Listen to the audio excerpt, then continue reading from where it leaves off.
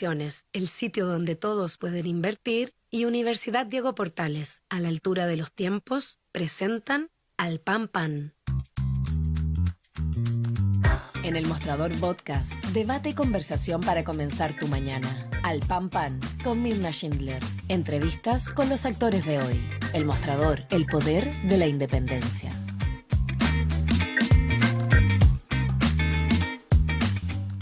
¿Qué tal? ¿Cómo están ustedes? Muy buenos días. Iniciamos un nuevo capítulo de Al Pan Pan aquí por el mostrador.cl. Un día en que en poco ratito más se va a producir el primer cara a cara de los candidatos, ¿no? De tanto de Janet Jara como del candidato José Antonio Kast. Un foro del Hogar de Cristo que es un foro social. No es necesariamente un debate, pero vamos a ver ahí cómo se da este encuentro de ellos dos y todo esto en el marco de las decisiones que ha tomado la candidatura de Kast de no ir a varios eventos de esta naturaleza. Sin embargo, en este caso sí aceptaron participar.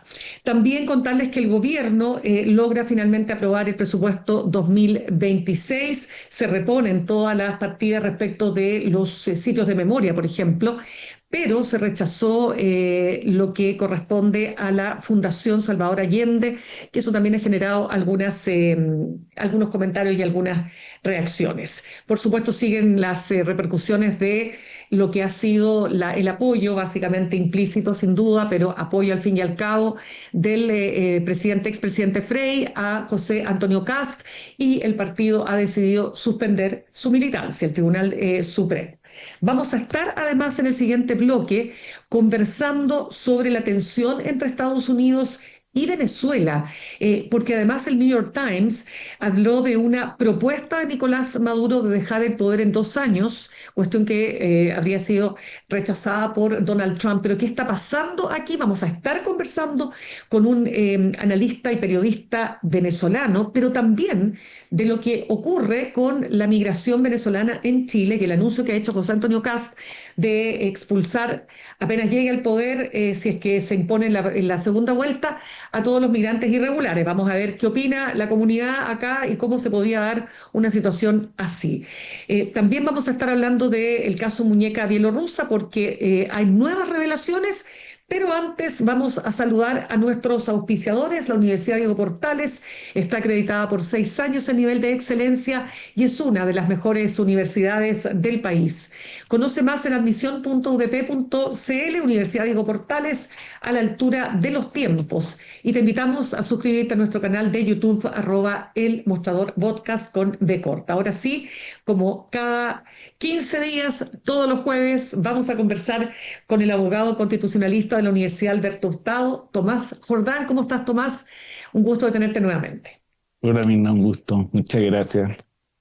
Tomás, a ver, lo que hablábamos hace algunos días tenía que ver con esta trama, concentrada básicamente la trama bielorrusa en el Poder Judicial. Pero hoy día vemos que esto ha traspasado esas fronteras y hoy día estaría comprometiendo al menos a 2 parlamentarios, ¿no? El diputado Cristian Araya, que recibió dinero, dice que no, del conservador de bienes raíces de Puente Alto, Sergio Llaver, y el senador de Demócratas, el senador Walker, Matías Walker, que admite haber recibido dinero, pero para una situación que tenía que ver directamente con su hijo. Partamos por ahí. ¿Cómo ves este traspaso, ¿no es cierto?, hacia lo político de una trama que partió siendo judicial? Sí, bien interesante en el siguiente sentido, porque todos los caminos parecieran llevar a el conservador Llaver. Eso me parece que si uno tuviera que examinar la figura, él cumple un rol clave en toda esta trama y quiero enfocarlo en él porque al final del día no es menor y es lo que queda por descubrir judicialmente, pero también en la opinión pública, cómo él hacía de un rol de articulador de varios caminos judiciales, pero también, al parecer, caminos políticos. Me quedo específicamente en esta llamada que se filtra, en la cual él da cuenta de un dinero que iba a depositar al diputado Araya, diputado que además el Partido Republicano suspende el día de ayer, ¿Y por qué lo digo? Porque ahí hay una arista directa entre un rol de coordinador de estas cuestiones de él y una incidencia pública, particularmente en el diputado Araya.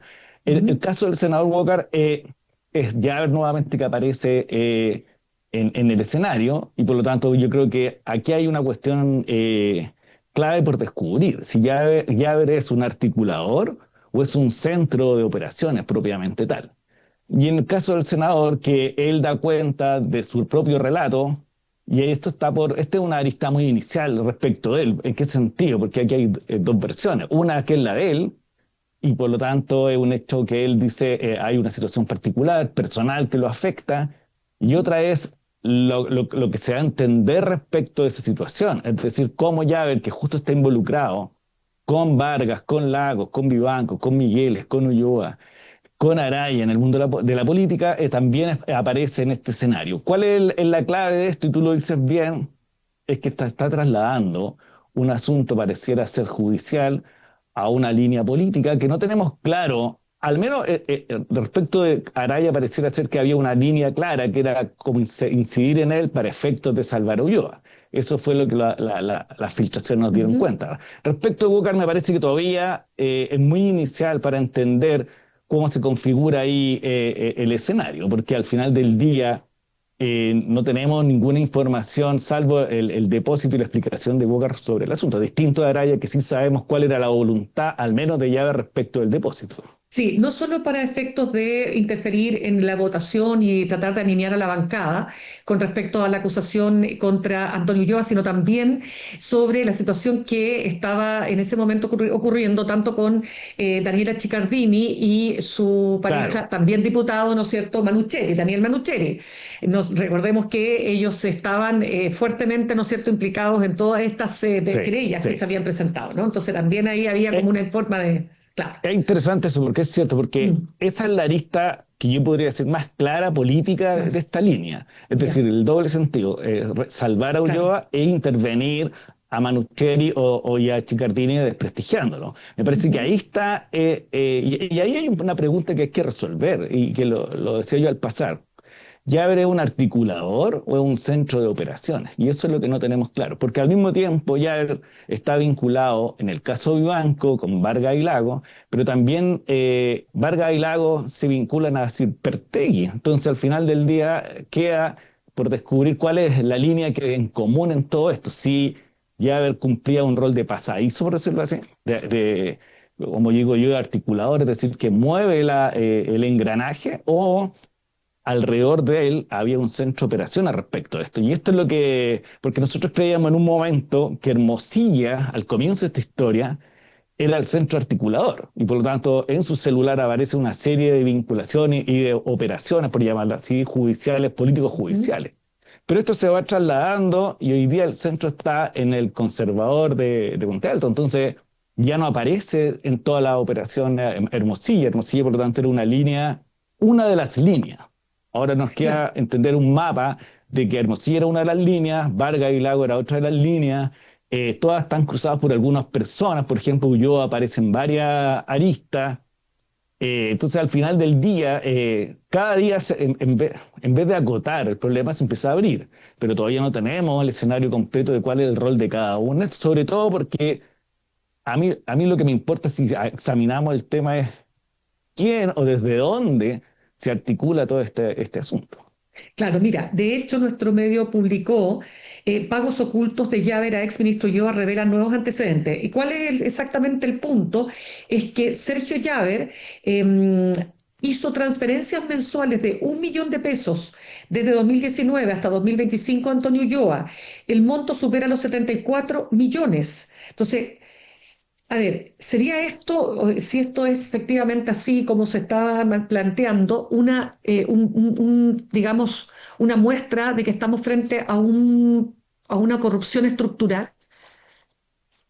Mira, esa es la pregunta que justo yo me hacía camino para antes porque lo que hemos tratado de conversar en otras ocasiones es que al menos estamos, y yo no me atrevería a decir estructural, sino yo diferenciaba hace una semana atrás entre sistémica porque hay varios poderes involucrados y ahora cada vez me queda más claro porque se involucró el poder político, está el poder judicial, está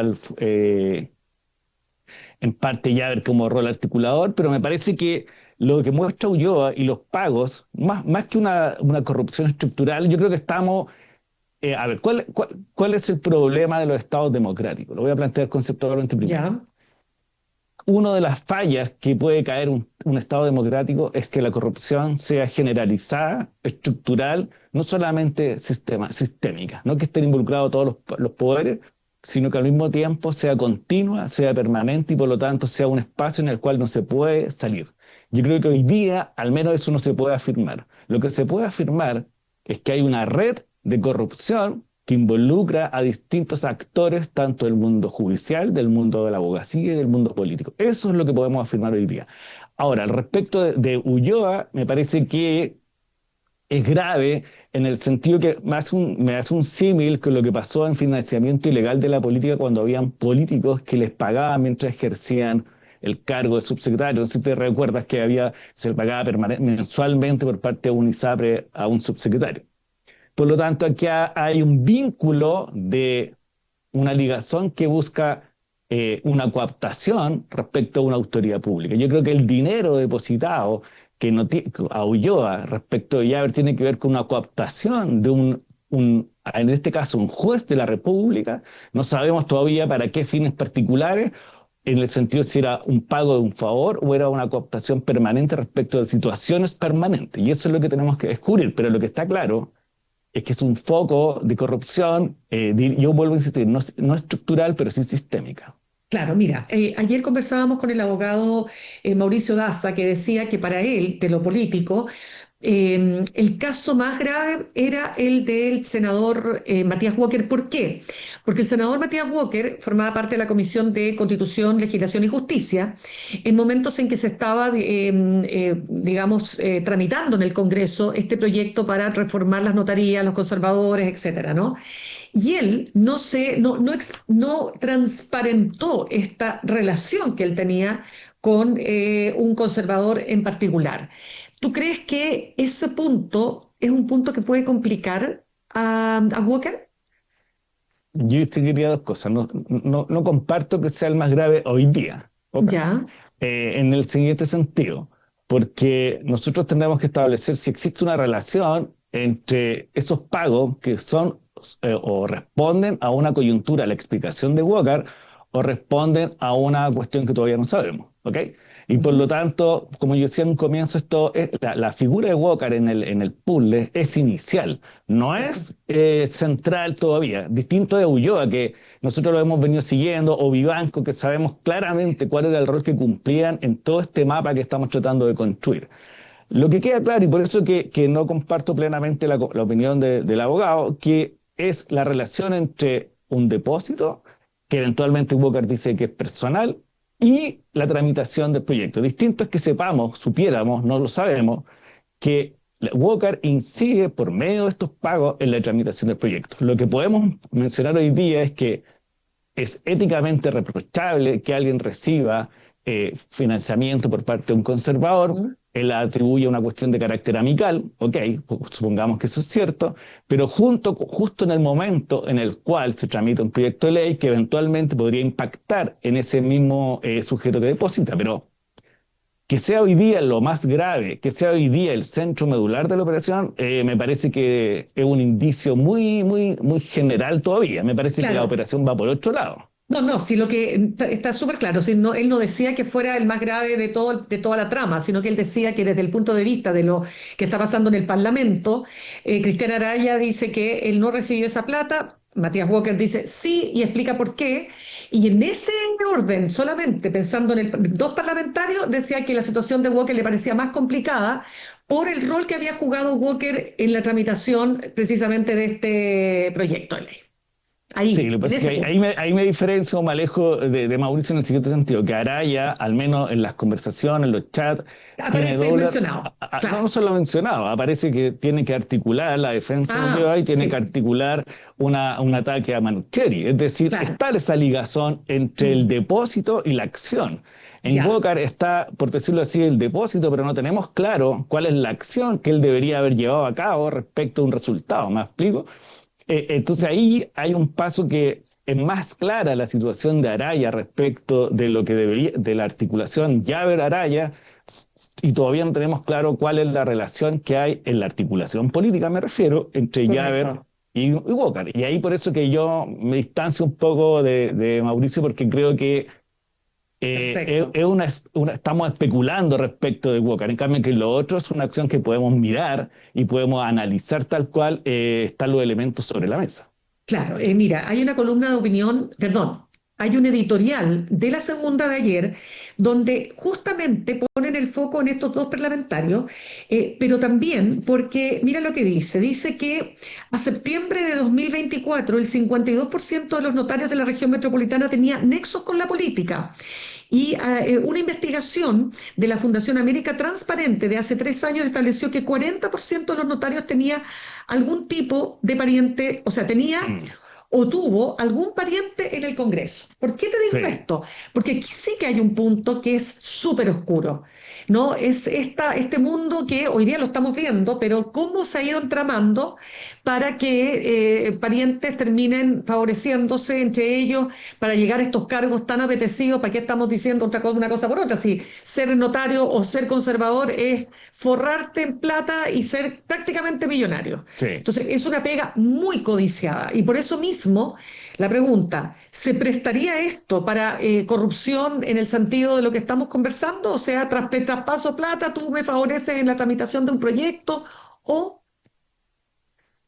Lo que pasa es que, siendo sincero, no tengo claro. A ver, yo creo que hay cosas que son elementos que están ahí claros, que es que ha habido un vínculo histórico entre el mundo notarial y la política. ¿Por qué? Porque hay parientes de políticos, de ex políticos que terminan siendo notarios. Y por lo tanto, es indesmentible. Ahora, esto se incorpora un tercer factor, que es que el nombramiento notarial está ligado entre el Ejecutivo y el Poder Judicial hasta antes de la reforma. Por lo tanto, se incorpora un tercer elemento que tiene que ver con los nombramientos notariales, en lo cual intervenían las Cortes y el Poder Ejecutivo, el Ministerio de Justicia y el Presidente de la República. ¿Qué quiero decir con esto? Ujú. Que existen los elementos para dudar respecto de que habría elementos que pudieran impactar en la eventual tramitación legislativa, están ahí. Lo que no quiero, y por eso que yo creo que esto todavía especular, es si hay un vínculo real entre estos elementos políticos que intervienen y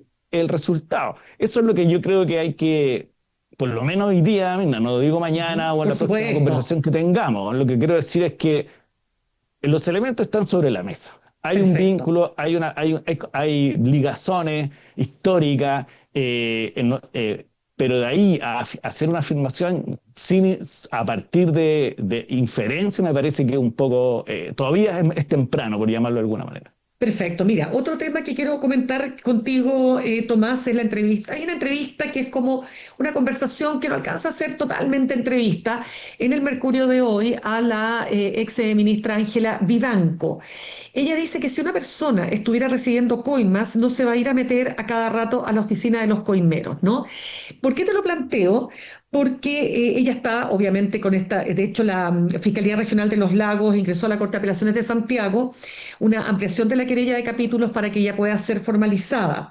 Y esto va sobre la base de que ella habría recibido 3 pagos, pero uno directamente, este pago de los $15.600, y luego otros 2 pagos a través de su marido, Gonzalo Migueles. Ella se defiende diciendo que todo esto de la georreferenciación es una cuestión que se ha usado muy mal, porque ella iba habitualmente al barrio donde está la oficina de estos abogados. Ella niega haberse reunido con ellos, por cierto, menos que recibió plata. Y dice y plantea finalmente, para hacerte la corta, que lamenta mucho que la justicia esté en una condición tan deplorable y que use pruebas o plantee argumentos que son tan poco sostenibles, en otras palabras. ¿Cómo ves tú la defensa que ella ha tenido en este punto? Mira, yo justo el otro día escuché una entrevista de ella en Radio Bio Bio, y que es Ujú. más o menos la misma línea que tú me estás indicando del Mercurio. Y me parece que da cuenta al revés de todo lo que estábamos hablando delante. Es decir, acá están todos los elementos, los nexos causales entre el dinero, producto de Movitech, producto del traspaso que se da a través de Michele y los dos conservadores, la georreferenciación. Nadie ha negado que abogados Lago y Vargas estuvieron en su casa el día que tenían que presentar el escrito. Entonces, al final, me parece que la ministra o la ex ministra está construyendo una historia que no se sostiene. Ya, Eso es lo que me pasa. En el siguiente sentido, si uno analiza lo que ella dice, todo lo que se está haciendo sería más bien casi una operación articulada por alguien respecto de haberla perjudicado. Cuando lo que está, esto es como contar una historia y tratar de desmentir un hecho que es evidente hasta ahora, que es que su marido fue contratado o su pareja por un conservador en el evento en que este fuera designado, que ocurrió, que dos abogados intervinieron en la causa en concurrencia con ella, que ella hace que la causa vaya a Santiago, que ella interviene en la sala, esto le pagan después, se transfieren 45 millones por medio de dos conservadores que le pagan a su pareja, y ella dice, eso todo es mentira. Lo que quiero decir ya. es que me parece que está en una situación muy precaria en el sentido jurídico y en el sentido seguramente emocional, que la hace construir un argumento que básicamente no se sostiene. No veo cuál de los elementos que ella dice ahí serían, porque la afirmación de que si ella hubiese recibido coimas, no hubiese ido a la oficina de coimero, no se sostiene en sí misma, porque lo que le están imputando es que iba a la oficina, precisamente por este vínculo ilegal y espurio entre ella y los abogados Lago y Vargas. Por lo tanto, la razón por la cual se hace esa afirmación es exactamente la consecuencia de toda la trama o involucrada en la trama. Lo que ella no tiene es un elemento que la saque de la trama. ¿Me explico? Ella no tiene una historia paralela que la pueda sacar de esa trama. Todo lo contrario, lo que ella dice es afirmar las mismas situaciones, pero tratando de darle un sentido inverso. Y eso es lo que no se sostiene en su relato. Ya, y por lo tanto tú dirías que están todos los elementos para que ella sea formalizada. Sí, sí, sí. Es muy difícil porque si uno seguía las audiencias de Vargas con Lago, la audiencia de las semanas anteriores, el punto medular es ella. ¿Por qué? Porque al final Miguel lo que hace eso es ser un transmisor del dinero, ¿me explico? No es que le pagaran a Miguel porque Miguel no fallaba. Esa es la diferencia. Por eso es que la historia de ella se sostiene muy poco, porque ella es el centro, el punto central de la causa muñeca belorrusa. En el sentido de que si esto tiene una línea de acción, tenía que ver para que ella fuera la que recibiera el dinero para fallar. Esa es la consecuencia. O que hay un razonamiento lógico en la historia, o una historia lógica. Hay un dinero que circula, que llega a través de su marido y tiene un destino determinado y que eso produce un efecto. Y el efecto es una sentencia favorable respecto a aquellos que hicieron circular el dinero. Por eso es que su historia no se sostiene. Entonces, Claro, lo más también. seguro Sí, es que sea formalizada y sea parte del mismo derrotero. Ella va de la mano de Lago y Vargas. Y Silver pareciera que va un poco más atrás, pero en el fondo son parte de la misma historia. y lo de Silver, ¿cómo lo ves? Gabriel Silver. Escuchaba y era así a Mauricio Daza que tenía un punto penal. Yo no soy penalista, pero sí que al final él quiere ser un cooperador eficaz, no Sí, tiene irreprochable conducta anterior, por lo tanto él quiere llegar al juicio lo más atenuado posible, es decir, que se le apliquen las atenuantes para tener una pena lo más baja posible, porque aquí hay un hecho que también cualquiera sea la historia que cuente, también es indesmentible que aparece en el centro medular de la historia. Incluso la ministra Vivanco lo ubica a él como operador o articulador de los escritos que se le pasaban a ella. Por lo tanto, él está también al lado de Vargas y Lago. Lo que pasa es que yo creo que, asesorado por su abogado, le dijeron, aquí lo que más te conviene es cooperar. Pero quiero claramente, decir ¿ah? que no va en una línea paralela, están en el mismo espacio, los cuatro, o cinco, Miguel, Vivanco, Lago, Vargas y Silver. Perfecto. Déjame preguntarte, o sea, más bien consignar, ¿no es cierto?, que de todo lo que se ha sabido, la Fiscalía, justamente en medio de la formalización de Migueles, Lagos y Vargas, presentó un audio en que el notario de San Miguel esta vez, porque este es el notario, Claudio Barrena, le comenta al conservador Sergio Llaver. Lo voy a decir textual. Este weón, Mario Vargas, abogado de la empresa bielorrusa, está siendo investigado a cagar con todas las cuentas. Este weón le debió haber pasado 1 o 2 palitos verdes, palitos de dólares a la Ángela por el tema del consorcio Movitech. ¿Qué peso puede tener esta prueba? ¿Qué pasa si no hay rastros de estos posibles dineros? A ver, yo creo que, bueno, hay dos cosas ahí. Yo creo que lo que da cuenta, más allá de la cantidad de dinero, porque al comienzo, recordemos que partimos en 45 y vamos en 70. ¿Ok? No sé si Claro, llegue a esa suma o no, no lo tengo claro. Creo exacto. que es una conversación informal respecto de una, una, una referencia a que hay mucho dinero involucrado. No sé si Ujú, serán esas cantidades. Ahora, esto es una cuestión de prueba. Mira, aquí exacto. pasan todos los juicios penales. Si nosotros no logramos probar la ruta del dinero, aunque creamos que eso ocurrió, no va a ser condenado. Acá lo clave está en que la Fiscalía y Codelco pueda probar que esta ruta del dinero pasó desde una empresa privada por vía de Migueles o a los abogados a Migueles y a la ministra. Esa es la clave de todo esto. El monto es una cuestión que se va a determinar. Lo que da a entender esa conversación es que no, que no sería, que los fallos, por decirlo así, no se arreglarían con base a un bajo monto. Eso es lo que está diciendo. Claro, No porque uno sabemos cuánto dice, es, entonces al final hay una exacto, tarifa o hay un precio sí, que es alto. Esa es la clave de toda esta historia. Y lo exacto. cual nos deja en una indefensión total al resto. Pues, es decir, porque la Mm, conversación entre notarios y conservadores que en ese momento respecto de ella, porque no podemos...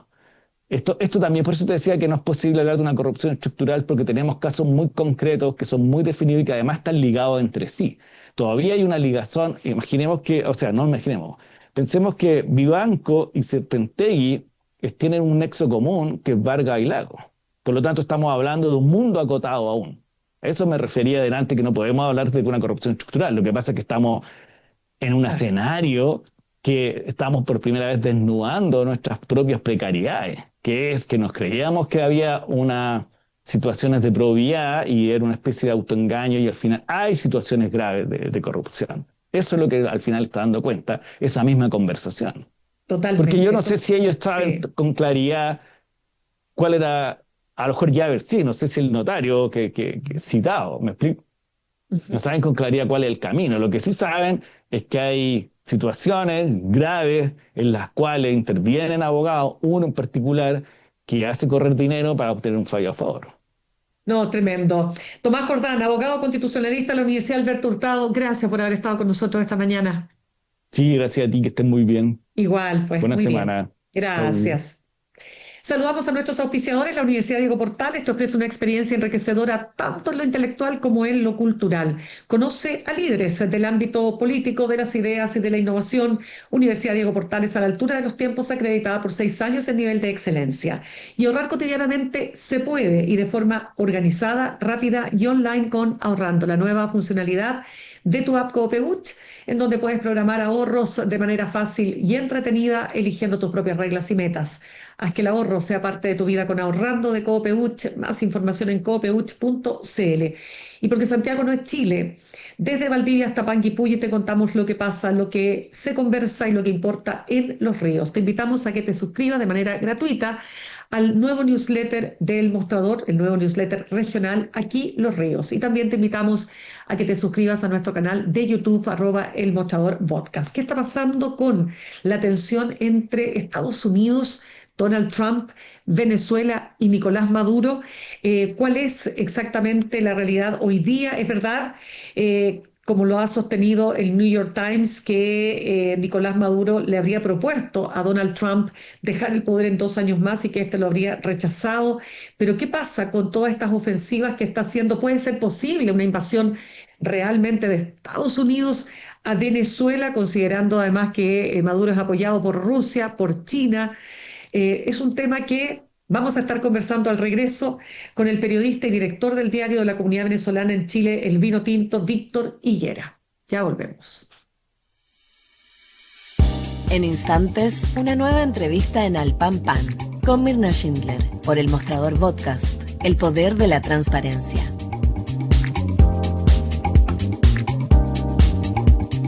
En Copeuch cada vez somos más socios. Y cada año tenemos una buena noticia, el remanente. Un beneficio único de las cooperativas. En donde los resultados se distribuyen entre todos sus socios y socias. Porque más socios